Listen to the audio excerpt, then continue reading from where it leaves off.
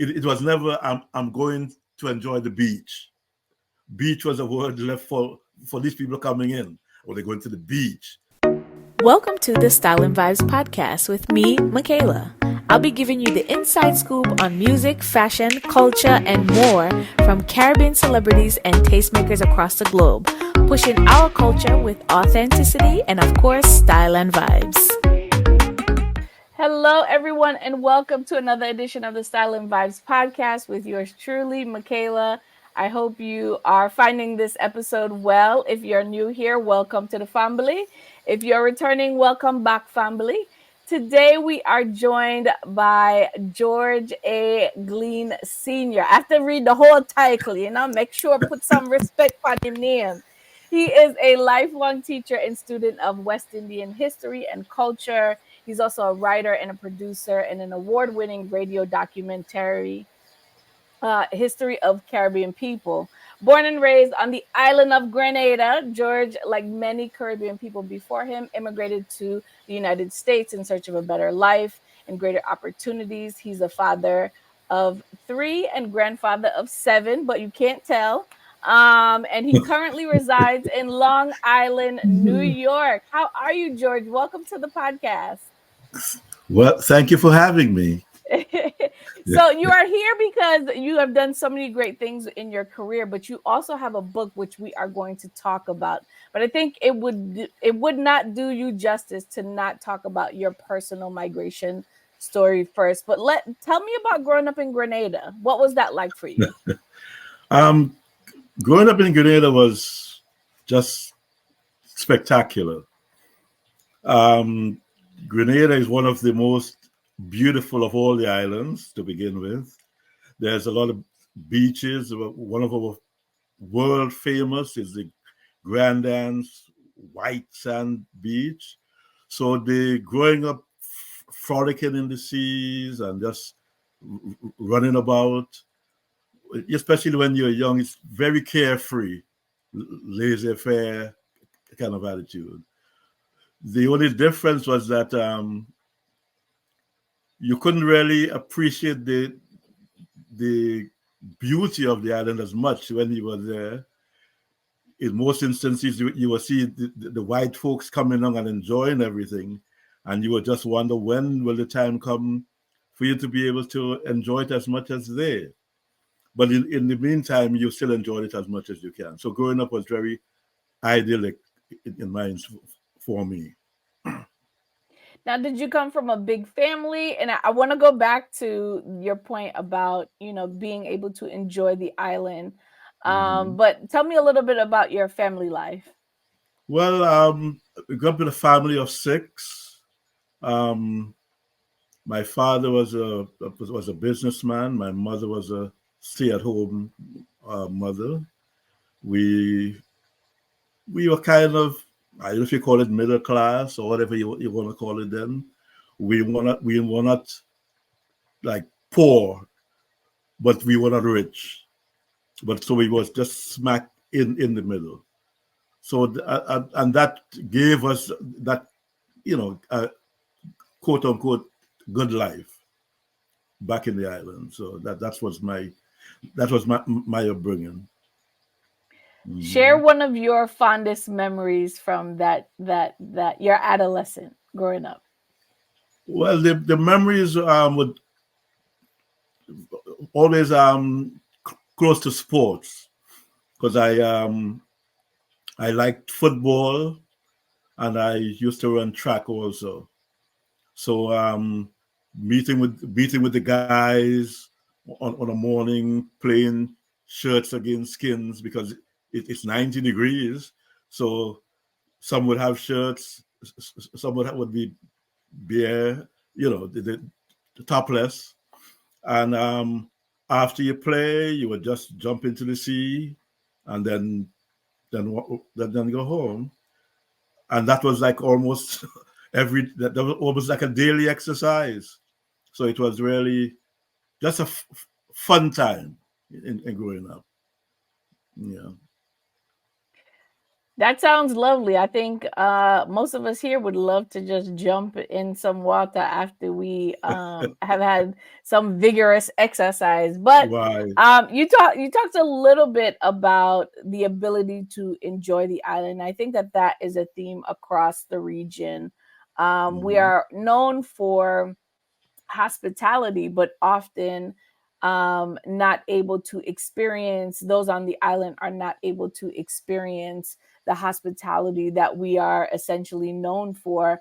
And Right. what was the sentiment around that while you were growing up?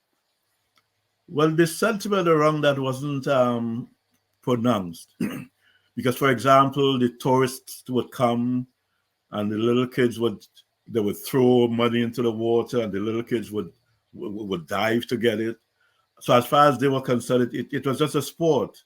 They didn't look at it beyond that. Then the young ladies would go to work in the hotels, and they saw that as something good because now they're working serving the white folks. So the sense of the racism thing was not there. It was just a matter of doing your duty, and you're getting paid, and you make it work. If you weren't working at all, then that was a problem. But as regards the other things, the sentiment wasn't that great. You just, as I said, you dived. That was a sport, and then you at the end of the day you'd have $1 or $10, and you would make that work.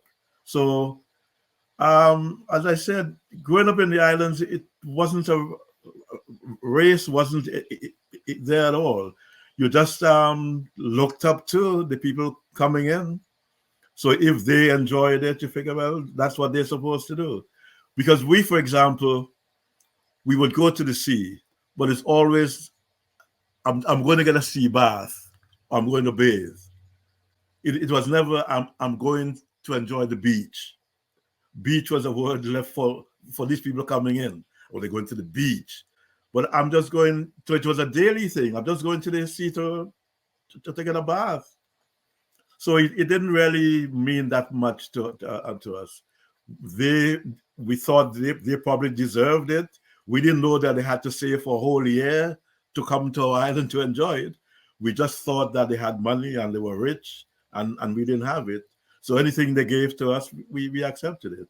Later on, as we got more conscious and more aware, people started thinking differently. But initially, especially during my time as growing up, you just saw it as something to enjoy. You're just enjoying the life, and that's it. Mhm. I totally understand that. So, even in growing up, what really led you to the path of becoming an educator and choosing specifically to focus on history? Well, you always saw it as service, as you wanted to serve, especially the less fortunate. And the history part, it was more or less a lived experience. That's all it was. You saw things happening, and you had questions, and as you grew up you started to develop answers. So you started to put one together, and you started reading more, and you started to understand a little bit more. For example, the thing about that beach is mine. There's the official music of the Caribbean is Calypso music, and I am Calypso started in Trinidad, and Grenada is a stone's throw from Trinidad. So I was exposed to a lot of Calypso. And for those who don't know, Calypso is like storytelling. Now, reggae came later on, and reggae is more established and more known than Calypso. But Calypso was always there. And I look at the Calypsonians as the poets of the Caribbean. So there is a song, a Calypso song that entitled "That Beach Is Mine." At one time, the politicians were trying to remove the locals from going on the beach because you started building the hotels on the beach, and they wanted to make sure that the white people had easy access and all-round access to it. And that is one time the locals stood up and said, no, that beach is mine. So we have access to that, and they can do it. So this is where the history came in, and they're trying to teach people what is yours, what isn't yours, and that's where I started the history, and I always try to meld the history and the music together, because you could actually document the history of the islands by just listening to the calypsos based on the particular region, the particular time that the calypso was made. So there's a distinct connection between the 2. Mm-hmm. I love that. And I've never truly explored that as a historical outlet. Now we have access to all the information online, but I think if someone were to, and I know I'm kind of putting you on the spot here, Mm-hmm. if someone asked you to listen to maybe 2 or 3 songs that are represented of Grenada's history, which songs would you? I have That Beach Is Mine, which I gotta go listen to now. Well, as a matter of Um, fact, that beach is mine is it's a Bajan calypso. Because you mhm, see, you have all the different islands, and all the islands have different different calypsos. But mhm. there are some which broaden it. For example, one that comes to mind is the one called Federation. In 1958, all the islands decided to have what you could call as the United States of the Caribbean, with Jamaica, Trinidad, Grenada, Dominica, etc. And it was a brilliant idea, but it failed. And there is a calypso with the same name called Federation. And ask I would encourage you and the listeners to give that a listen. As I wrote in the book, I mentioned that calypso in the book, and I said you could get a history book in one song, and this is one song that is very evident of that. It told you how the federation started, why it broke up, who caused it to break up, and so, for example, Jamaica was the one responsible for bringing it up. I don't know if you know too much about the federation, but it is I something that don't, so now I have to go learn and see why Jamaica is responsible. No. because Jamaica was the biggest island, and they assumed that the smaller islands were going to take everything from them. So there were 2 ministers, Bustamante and Manley, and Manley was in charge at the time as the prime minister, and Bustamante came up and he had a referendum, and he told the people that if they joined the federation, the small islands would just leech from them. So therefore, when the referendum came, the people voted for Jamaica to become independent. And once Jamaica moved, there were 10 islands. The next biggest island was Trinidad. Trinidad had all the oil, Jamaica had all the bauxite. Once Jamaica pulled out of the 10, the then Prime Minister of Trinidad had, and he said 1 from 10 equals 0. You know, the 1 and the 0. Once you take the 1 off, he left with 0. So that was his math. And that was the breakup of the federation. One from 0, 1 from 10 equals 0. I love that. I'm getting history lesson on a Sunday. I love it. I love it. I love it. History is my favorite thing to kind of explore. So this is like right up my alley. Why? So Uh, yeah, that's a lot of stuff you could look at. yeah, I'm definitely gonna look at those calypsos. because Um, because you see, prior to that, in 1958, as I said, that was when the federation came up. and everything was intact. The Canadian government gave two ships to the West Indian Federation. It was called the Federal Maple and the Federal Palm. They would island hop. They would leave from Trinidad to Grenada, to St. Vincent, to Barbados, to St. Lucia, and then they make the whole rounds. So you could hop on from any island. In other words, you live in Grenada. So it leaves Trinidad. When it gets to Grenada, you hop on. Then you see all the other islands, and then you come back to Grenada and you hop off. They also had a governor general was in place, and he was based in Trinidad.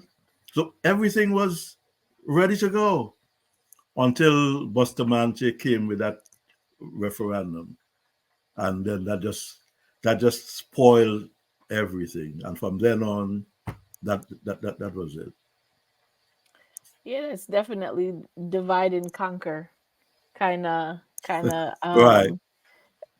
ideals. Do you personally, do you think that that could potentially be revisited, if not in the near future, in the future at all?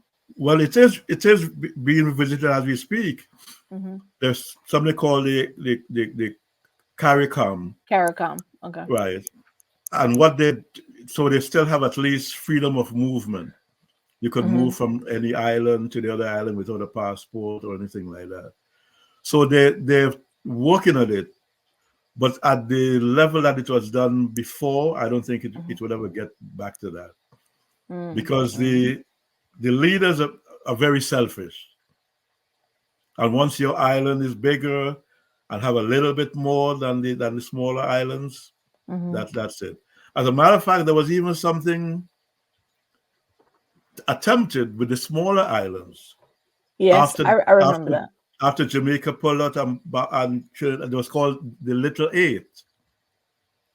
With Barbados was now at the head of the Little Eight, but that didn't work either. And then we back to square one. So we hoping that the CARICOM could do something. How much they could do, we have to just wait and see. So something is in the works.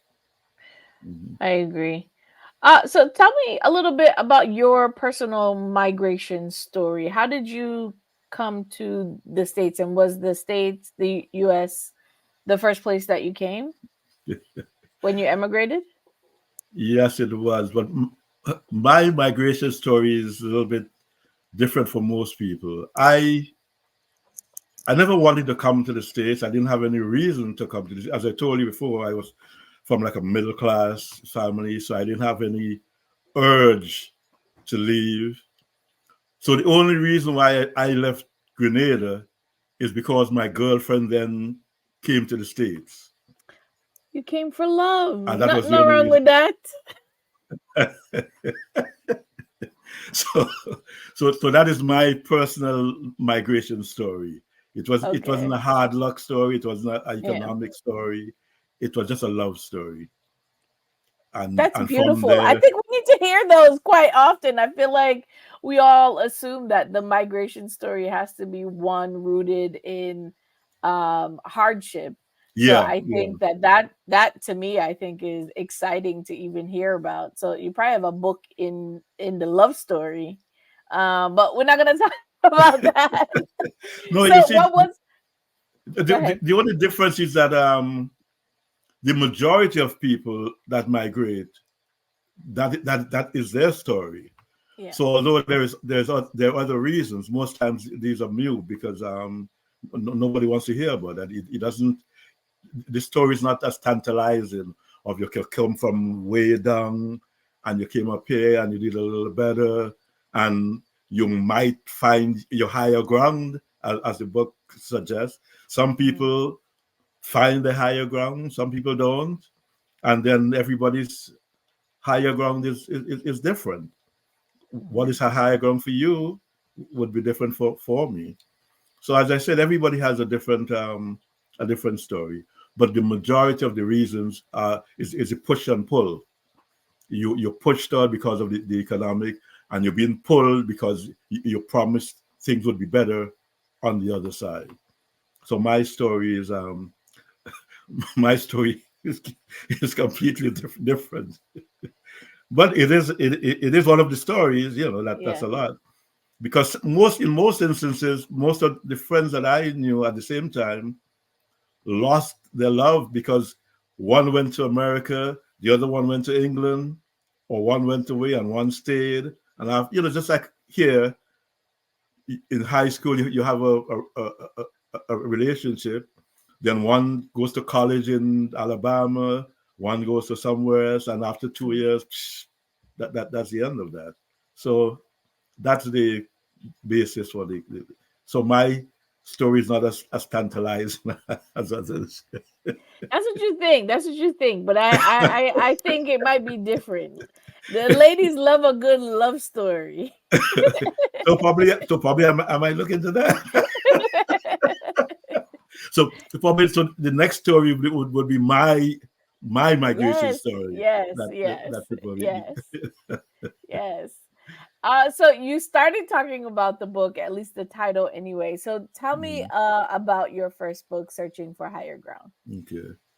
Well, as I said, it's lived experiences. As I told you, I am a basic West Indian. You always have children belonging to the marriage or the family, and there's always children outside of the family. So I had a lot of brothers and one sister outside. We had 5 brothers and one sister with my mother and father, and he had like about 5 boys and one girl on the outside. And at one time, I had like 7 brothers in England at one time. So I knew about going away, what that phrase meant.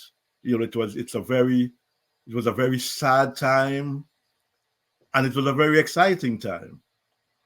It is sad once somebody is leaving, either through death or whatever the case might be. Once you're leaving people, it's sad. But then you tell yourself he or she is going to better themselves, and better themselves mean they'll be sending back money to you at home. So there's nothing more as exciting as that. And if you're younger, now it's barrels, but before it was sending back boxes. There was these big boxes, especially when they open up at Christmas time. I mean, wow, it's all the toys, things that you never knew that you would ever, the tricycle and the bicycle, just the works. So going away was, I said, very traumatic. It was very, very sad because when you were going away before, the whole family came with you. And especially when you're going to England, you're required to dress. You have to be in your jacket and your tie. You see the picture on the book, the jacket and the tie. Some instances the women had to wear the gloves at the elbow lengths and stuff like that. So because you're going into this new man's country, you had no idea where you were going. You knew nothing about cold. Well, when I talk about snow, you have no idea what this snow thing is about. And once you go away, you would write, but during that time, the letters would take forever. Because it's not. If you compare then and now, I mean, it's like it moved from that to your writing, the airmail, the envelopes, and stuff like that. But that's what it amounted to. So as I said, the book was inspired by lived experiences. These are things that I saw and other things I heard about. Because, for example, people that went to Panama, I knew some of them when they came back, and they told me stories. People went to Aruba and they came back. And once they came back, these were the rich people in the society. They would build the big house. So we'll point out, this is an Aruba house, this is a Panama house, and they would again come back and build the businesses in whatever parish they came back. So the going away, it proved well. So some people came back, and there's some people who never came back. because they were not able to reach that higher ground. And so that's what gave me the reason to share that information. Because what I'm realizing, a lot of people went through, they went to England and they came back, but they still don't even understand all the ramifications. You know, they went through it and they came back, but they don't know.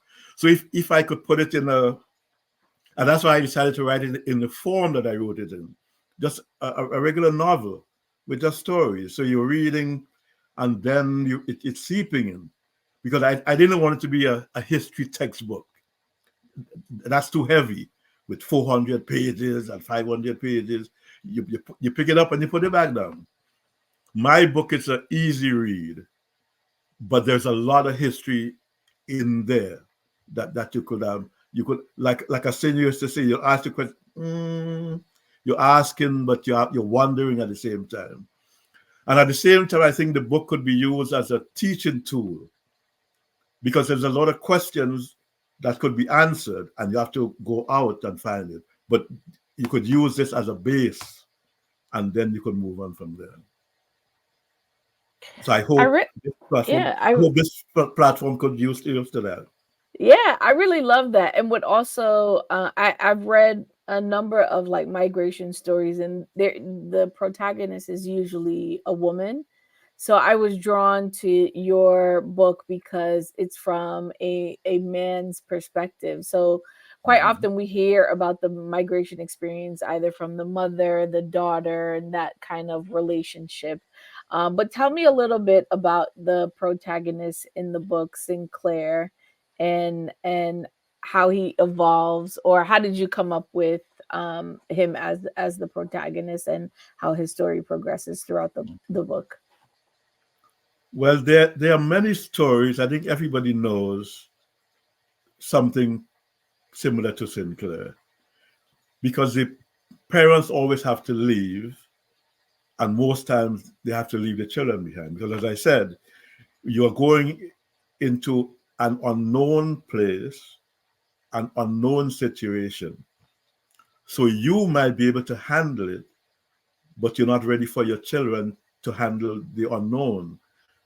After you settle for a while, then you send back for the children. In this particular case, the family left, everybody left, and they left Sinclair behind. Sinclair was left behind because Sinclair was very intelligent. And they thought by uprooting him, although, as he said in the book, that you're going to the seat of civilization, the seat of learning. Why are you leaving me back here? But they thought they would be disrupting his learning. So they decided to leave him there with his fake, with his uncle. And sometimes I refer to it as fake because the uncle and the aunt were not blood related, but it is an African thing which we have adopted to call close friends of the families uncle and aunts. With the Haitians, you call them nenen and tanti, you know. And these people are very, very close. You see them after time as family, and there's no question mark. There is a family. They could meet you outside and scold you. When I was growing up, they could scold you. You know, if somebody, and once you can't go and tell your parents that auntie scolded you outside. No, she has a right to. So that's who he was left with. So as far as the parents are concerned, he was left in the best of hands. And the other reason, again, why I decided to use Sinclair, I wanted to show that although the thinking was that you had to leave the island to go away to get better, he stayed and he was able to achieve as much as no, he did move, but he moved into Ireland. He didn't have to move over, like to England or to America or anywhere else. So he stayed in Grenada. He did his studies in Jamaica. He came back. He taught in Barbados. He met his wife there. She was from Barbados, Guyana, and then he was able to get married to her. So he stayed and he made it, as opposed to some people who left and didn't make it. And that's why I used Sinclair in that vein in the story. I think it's interesting that you have the inter-region migration, inter-island migration story. And I would love if you would read a excerpt of your book for my listeners. There are a lot of great passages, but I think there's one in particular talking about some of the migration. So wanted to give you a chance to kind of read a little bit, a little snippet for the Style and Vibes family. Okay. I am reading from the words of Sinclair. Sinclair was, as we just said, he was left behind, and his parents left, and he was going through very traumatic because he couldn't understand why he was left behind out of all his children. And once he left, they kind of like abandoned him. So it says, and I read, I was 11 years old when my family left for England. 11 years old and sent to live with relative strangers. My parents and siblings missed all my growing up. They missed every major accomplishment in my life. And there were many accomplishments. My aunt and uncle were always there for me, but they couldn't replace my family. Deep down, something was always missing. As I write, I'm still having trouble trying to articulate the void I felt at the time. I used to be haunted by a never-ending nightmare. Out of 4 children, Sinclair was the albatross. I had to have done my parents some injurious harm that they couldn't erase from their collective memories. In many households, the father might make a bad decision, but the mother would step in as a counterbalance. But in my case, no one had a good word on my behalf. I was furious. I was seething in my mind. That's the end of the excerpt. Woo! That sounds like a good story I can cuddle up and read. So tell the people where they can buy this book and how they can get in touch with you. Okay, they could get the book from searchingforhigherground.com, or you could get it from Amazon, georgeglean@gmail.com. So that's the... Awesome. Thank you so much, George. I really enjoyed our conversation today.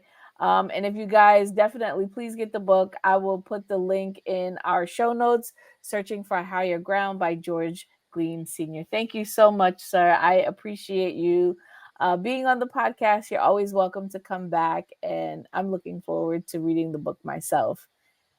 Thank you very much. Thank you for having me, and I hope I could come back again some other time to share some more thoughts with you. Absolutely. Especially more on the West Indian history aspect of it. Oh yes, for sure. Like we touched on the Federation today. There are some other things that we could touch on in the future.